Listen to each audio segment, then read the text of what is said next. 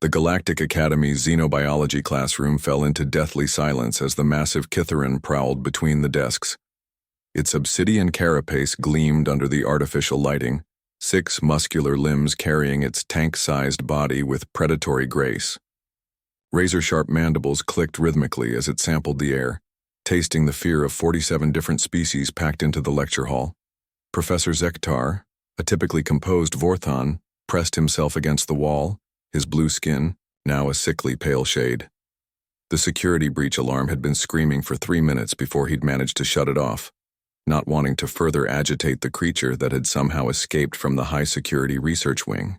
Lyanna Martinez sat perfectly still in the 3rd row, watching the apex predator with the same calm attention she gave to particularly challenging calculus problems.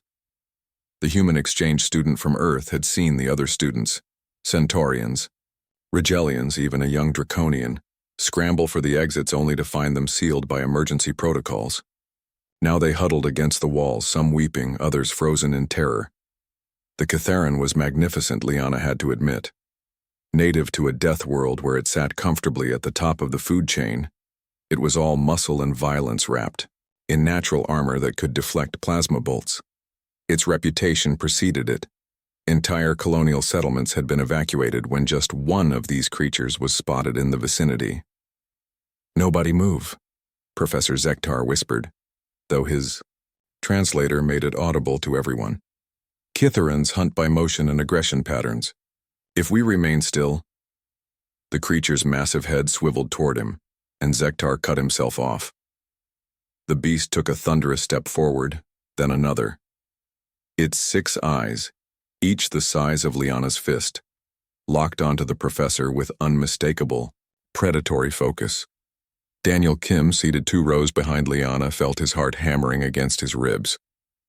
The human engineering student had read about these creatures in theoretical xenobiology texts, but seeing one in person was entirely different. The raw, primal terror radiating from every non-human in the room was infectious. His hands shook as he gripped his desk. The Kytherin opened its mandibles wide, revealing rows of teeth designed to crush starship hull plating. A low growl rumbled from its throat, a sound that triggered prey instincts in every sentient species in known space. Except, apparently, humans. Lyanna stood up. The movement should have triggered an immediate attack. Every xenobiologist in the galaxy would have predicted it. Instead, the Kytherin paused, tilting its enormous head with what could only be described as curiosity. "Hey there, big guy," Lyanna said conversationally as if greeting a neighbor's dog.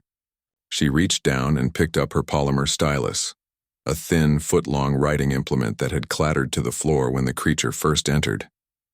Daniel watched in horror as his friend held the stylus up like a trophy. "Lyanna, what are you doing?" She ignored him, focusing entirely on the apex predator. The Kytherin's head tracked the movement of the stylus with laser intensity. "You know what you are, don't you?" Lyanna said, her voice carrying across the silent classroom. "You're not just some killing machine. You're smart, probably smarter than half the beings in this room." The creature took another step forward, close enough now that Lyanna could feel its hot breath. Its mandibles twitched. "The thing about apex predators," Lyanna continued, seemingly oblivious to the fact that she was addressing a creature that could bisect her without effort, "is that they're usually highly intelligent. They have to be. Hunting isn't just about strength. It's about strategy, patience, problem-solving." She held the stylus higher. The Kytherin's 6 eyes tracked it like targeting systems. And intelligent predators? They play. It's how they stay sharp, how they learn, how they bond with their pack.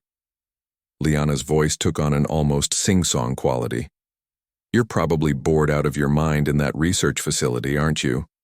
Nothing to hunt, nothing to challenge you, no pack to interact with." Daniel realized what she was about to do a split second before she did it. "Lyanna, no." She threw the stylus across the room. The Kytherin's head whipped around to track the projectile's arc. For a moment that stretched into eternity, the apex predator stood perfectly still. Then, with surprising grace for something so massive, it bounded after the stylus like an overgrown puppy. The classroom erupted in shocked gasps and a few nervous, Laughs as the terrifying creature gently picked up the stylus in its mandibles and returned to Lyanna, dropping it at her feet. "Good boy," she said, scratching behind what might have been the creature's ear equivalent. The Kitharan made a sound somewhere between a purr and a rumble. Professor Zektar's mouth hung open. "Impossible. The behavioral models all indicate—" "The behavioral models were written by beings who think like prey," Lyanna interrupted gently. "Humans don't have that luxury. We're not fast, we're not strong, we don't have natural weapons or armor. We survived by being pack hunters, by understanding other predators, by turning potential threats into allies." Daniel found his voice. "You mean you actually knew this would work?" Lyanna grinned, tossing the stylus again. The Kitharan bounded after it with obvious delight. "Educated guess. Back on Earth, we figured out that most apex predators are basically oversized puppies if you know how to communicate with them properly. Social intelligence, play behavior, pack bonding, it's more universal than people think." The security team that finally breached the classroom 20 minutes later found the most feared predator in known space, contentedly having its belly rubbed by a human college student, while another human showed a group of amazed alien classmates how to properly throw a stylus for maximum distance and entertainment value. The incident report filed that day would become required reading at the Galactic Academy. Though most species continued to find the human approach to apex predator management somewhere between miraculous and completely insane. The Kitharan, for its part, was permanently relocated to the Academy's new interactive xenobiology program, where it served as both a research subject and, unofficially, as the galaxy's most dangerous therapy animal.